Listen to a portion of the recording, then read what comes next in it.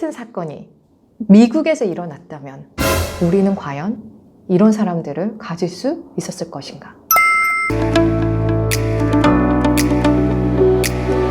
여러분 안녕하세요. 클레어의 잘꾸뇨 클레어입니다. 오늘은 제가 이 낙석주의보와 함께 뉴스를 시작하려고 합니다. 왜냐하면 오늘의 주제는 바로 체르노빌 HBO의 화제작 체르노빌이기 때문입니다. 체르노빌이라는 말만 들어도 사실 이렇게 바위덩이가 여기 올려지잖아요. 사실 제 지인이 체르노빌 이 HBO의 시리즈를 보고 이거를 네 뉴스 아이템으로 쓰면 좋겠다라고 추천을 했어요. 근데 처음에 저희 반응은 굳이 왜?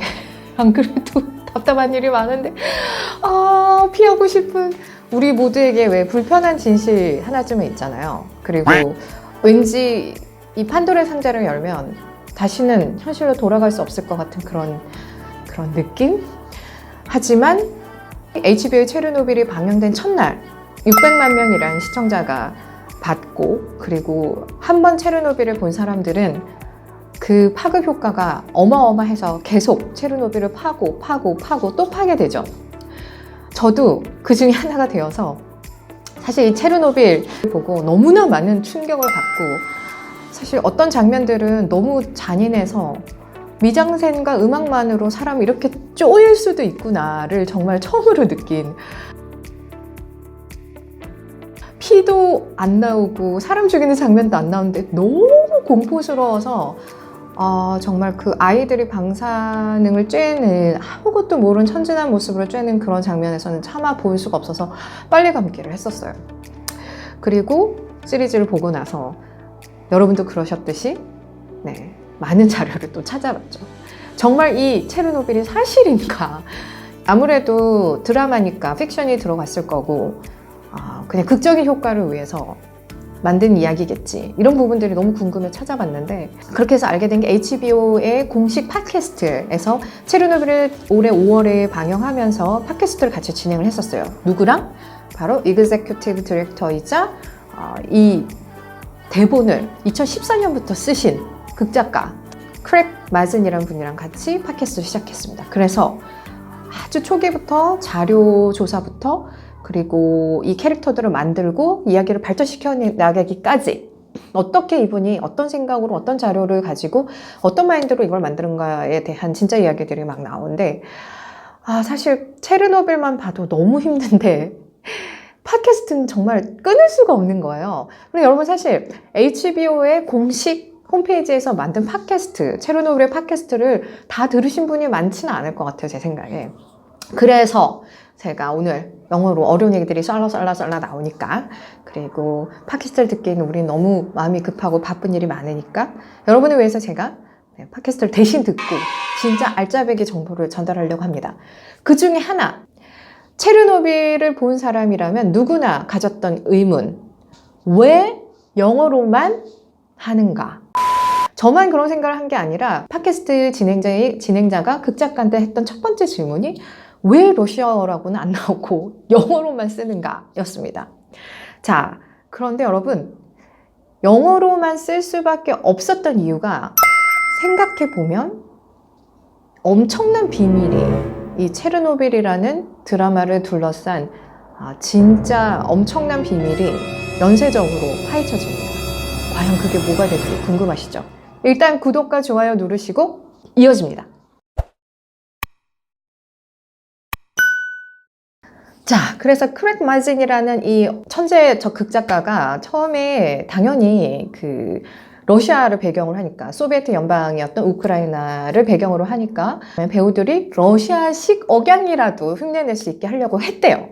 그랬는데 여러분, 이 배우들이 역할을 맡는 배우들을 전 세계에서 섭외를 했는데 러시아 사람들만 할 수가 없는 거예요. 그리고 사실 러시아 사람이 있다고는 볼 수가 없는 게 스웨덴, 영국 배역들이 참 많았고요. 그 이유는 또 이따가 나옵니다. 그리고 전 세계에서 이 배우들을 모아서 이 캐릭터에 맞겠다 해서 캐스팅 디렉터랑 같이 그 매력을 극대화해서 살려서 이 사람들을 불렀는데, 이 사람들한테 일단 그 동유럽식, 일단 러시아어는 차처하고 동유럽의 억양이 묻어져 있는 영어를 쓰도록 한번 해봤대요, 오디션 때. 그러니까 동유럽식 억양을 섞었는데 너무 웃긴 거예요. 그래서 이분들이 뭐라고 했냐면 We were losing all things we loved about them. 그러니까 처음에 이 배우들을 생각하면서 가지고 있던 매력과 그 사랑했던 우리 모두가 기억을 하고 있는 그 매력들이 하나도 없어지고 오로지 그 이상한 억양에만 집중이 되면서 특히나 이 대화가 진행이 되려면 배우들끼리 집중을 하고 거기서 완전히 몰입이 돼야 되는데 몰입이 안 되는 거예요. 진짜 대화가 오고 가면서 감정을 끌어내야 되는데 그게 안 되더래요. 그래서 배우들 어쩔 수 없이 그냥 영어로 가자. 그리고 예전 1990년대 HBO에서 또 똑같은 소비에트 시절에 연쇄살인마 사건을 드라마로 해서 시티즌 X라는 드라마를 했었는데 거기서도 온갖 나라에서 온 배우들이 와서 영어로만 연기를 했는데도 전혀 문제가 없었답니다. 그러니까 이야기에 한번 집중하기 시작하면 사람들은 영어인지 러시아어인지에 대해 별로 개의치 않는다는 거죠. 사실은 그 스토리텔링의 힘이 제일 중요하다고 본 것 같습니다. 자, 그래서 미국식 억양을 쓴다는 것 자체는 이 영화, 이 취지에 너무 맞지 않은 거예요. 그래서 이 작가가 배우들한테 부탁한 것은 엣지, 그 액센트가 너무 강한 경우, 그러니까 그런 경우는 좀 덜어달라. 그리고 미국식 억양은 절대 쓰지 않은 걸. 그래서 보면은 북유럽식 억양 아니면은 그냥 영국식 억양이 제일 보편적으로 나오는 것 같습니다. 그리고 결정적으로 저에게는 제일 첫 질문이 뭐였냐면 체르노빌을 왜 러시아나 우크라이나에서 만들지 않고 미국에서 만들었을까? 그래서 음모론을 좋아하는 저로서는 미국에서 러시아를 먹이려고? 대놓고 미국 자본, 대놓고 시장 경제의 자본을 가지고 러시아를 먹이려고 하는 건가? 그런 생각이 들었는데 여러분 결국 러시아어를 완벽하게 구사하는 연기자가 나오려면 러시아인이어야겠죠. 우크라이나인이었겠죠.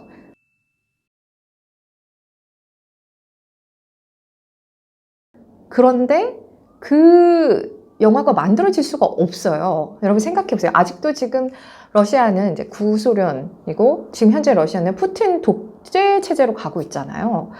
많은 억압과 그런 다침 속에 있는데 그 위대한 소비에트 연방 시절의 치부, 심지어 고르바초프가 이런 말을 했다고 합니다. 체르노빌의 원전 사고가 소비에트 연방을 무너지게 했다. 인류 역사 이래 가장 큰 대재앙, 낙석주의보 한 번 더 이 체르노빌이라는 갇혀진 막에 쌓여진 이 사건이 러시아의 입으로 그 당사자들의 입으로는 도저히 만들어질 수 없는 상황이잖아요. 지금 자신의 체제와 자신의 모든 치부를 다 드러내는. 그래서 소비에트 연방 시절 원전 사고라는 지옥문을 열었던 그들이 그 지옥문을 어떻게 닫았는가. 너무나 소비에트스러운 하지만 위대한 인간 승리의 모습을 보여준 이 부분에 집중한 거죠. 자, 그래서 제가 소름 돋았던 건 뭐냐면 체르노빌이라는 사고는 소비에트 연방 체제 하에 비리와 비위, 거짓, 그리고 관료주의 때문에 생겨난 사건인데 인간으로 인해서 만들어진 사건인데 결국은 이 사고를 이 지옥문을 닫을 수 있었던 건 바로 소비에트였습니다. 체르노빌 보신 분들은 어떤 장면이 제일 기억에 남으시는지 모르겠는데 이 사태를 수습하기 위해서 사람들이 보여준 엄청난 자기 희생이 있잖아요. 밸브를 연 것도 그렇고 그 꼭대기 밑에 석탄같이 올라와 있는 그것들을 치우기 위해서 로봇을 못 쓰니까 바이오 로봇이라고 불리는 사람들이 직접 올라가서 그걸 다 치우고 또 광부들, 여러분 진짜 많은 분들이 광부들을 잊을 수가 없으실 것 같아요. 다 벗고 땅굴을 파서 그 일들을 수습하려고 했던 사람들.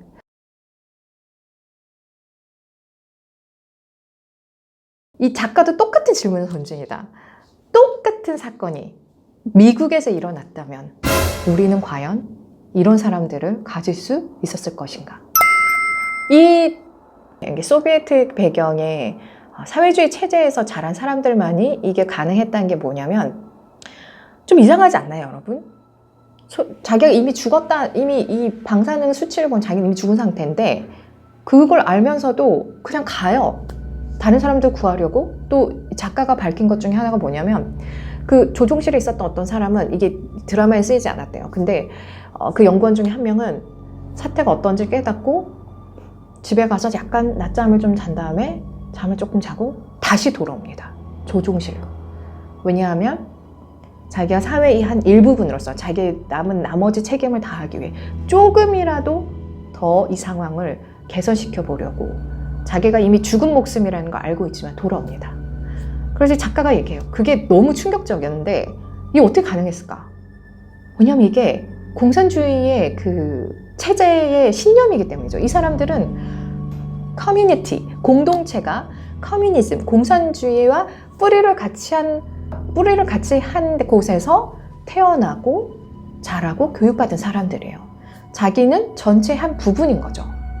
자기가 그 전체를 살리기 위해 희생하는 게 너무 당연하게, 어떤 복종을 하는 것이 너무나 당연하게 여겨지던 시절에 살던 사람들이에요. 그래서 퇴거 명령이 떨어졌을 때도 자그마치 5만 명 이상의 사람들이 한꺼번에 가방 하나 달랑 들고 지금까지 살아왔던 모든 터전을 다 버리고 갔어야 했는데 군말 하나 없이 다 따라 나섭니다. 버스를 타고. 그리고 다시는 돌아오지 못했죠. 그래서 이 모든 게 너무 소름 끼쳤어요. 저는 진짜.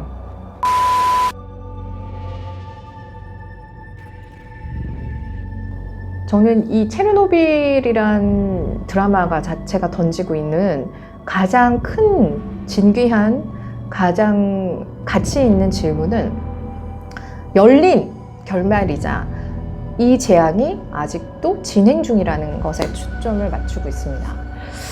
그 지옥문 아직도 열려 있어요. 왜냐하면 여러분, 우리 멀리 갈 것도 없죠. 일본의 후쿠시마 원전 발전소는 사실 체르노빌과 같은 등급의 사고였고, 일본은 또 엄청난 은폐를 하고 있죠. 지금 사실 얼마나 많은 바닷물이 오염이 돼서 흘러서 우리나라까지 왔는지 알 수도 없어요. 저는 체르노빌 보는 순간 정말 너무 소름이 끼치더라고요. 이제 진짜 다시는 노후 저편뿐만 아니라 그냥 정말 일본 못 가겠다. 일본산이라는 것들은 그냥 아예 쳐다도 보지 말아야겠다, 이런 생각이 막 들고. 하지만 이게 이 영화가 진짜 대단한 게 자본주의, 사회주의 체제를 떠나서 미국과 러시아의 대립구도, 뭐 정치적인 계산, 이익 이런 거 다 떠나서 나만 똥을 묻히지 않으면 된다는 무한 이기주의와 정치적인 신념들이 얼마나 무서운 결과를 초래하는가에 대한 이야기로 굉장히 좁혀가고 있고, 이 체르노빌의 부재가 거짓말의 대가는 무엇인가 하잖아요. 근데 정말 어떤 체제가 더 우월하고 소비에트 연방이 너무 잘못했고 말도 안 되는 그런, 이게 어떻게 사람이 이렇게까지 은폐를 하고 이를 더 키울 수가 있는가에 대한 지적과 어떤 비난이 아니고, 정말로 이 거짓말의 대가는 무엇인가, 지금 현재를 살고 있는 우리에게 자본주의든 사회주의든 거짓말의 대가는 무엇인가에 대한 맹렬한 추격을 하면서 마지막 법정씬에서 팍 터지죠. 극작가도 그 마지막 법정씬이 진짜 가장 beautifully 구현이 된 씬이라고 말하겠습니다. 저는 또 한 가지 더 소름이 돋았던 게, 또 낙석주의보 나옵니다. 에피소드 2의 제목이 여러분 Please Remain Calm이잖아요. 뭐 생각나는 거 없으세요? 세월호 때 학생들에게 가만히 있으라고 했잖아요. 에피소드 2에서는 이게 그렇게 위험한 상황이 아니니까 시민들을 퇴거의 명령을 내릴 필요가 없다. 그냥 조용히 있어라. 우린 다 괜찮다. 라고 말하면서 사람들에게 거짓 정보, 거짓 안위를 주는 장면인데, 그래서 제목이 Please Remain Calm인데, 혹시 작가가 세월호를 보셨나? 는 생각이 들 정도로 너무 소름이 끼쳤어요. 결국 그 말은, 이 지옥문이 아직도 안 닫혔구나. 너무나 씁쓸하고 너무나 충격적이고, 그 충격을 이루 말할 수가 없을 정도로 그 방사능을 직접 쬐었던 사람들이 어떤 결말을 맞이했는가, 또 얼마나 위대한 사랑과 희생으로 그 문을 닫고자 했는가에 대한 엄청난 서사적인, 역사적인, 하지만 정말로 너무너무 리얼하고 혈관을 파고드는 그런 메시지를 가진 드라마였다는 생각이 듭니다. 자, 여러분, 팟캐스트 나머지 부분에서 제가 여러분이 모르는 작가가 진짜로 얘기해주는 촬영 후일담, 그리고 실제는 어떠했는가에 대한 부분들을 얘기를 하고 싶은데요. 그건 이따가 또 다른 영상에서 제가 얘기하도록 하겠습니다. 여러분 놓치지 마시고요. 재밌게 봐주세요. 이 체르노빌이라는 어마무시한 이 드라마를 나는 못하겠어, 나는 도저히 못하겠어 하다가 결국 저도 이렇게 여러분에게 이 마음속에 돌덩이 하나 얹고 이렇게 얘기하고 있습니다. 자, 다음 편에서는 여러분 체르노빌 촬영 뒷이야기 다시 돌아오겠습니다. Stay tuned, bye!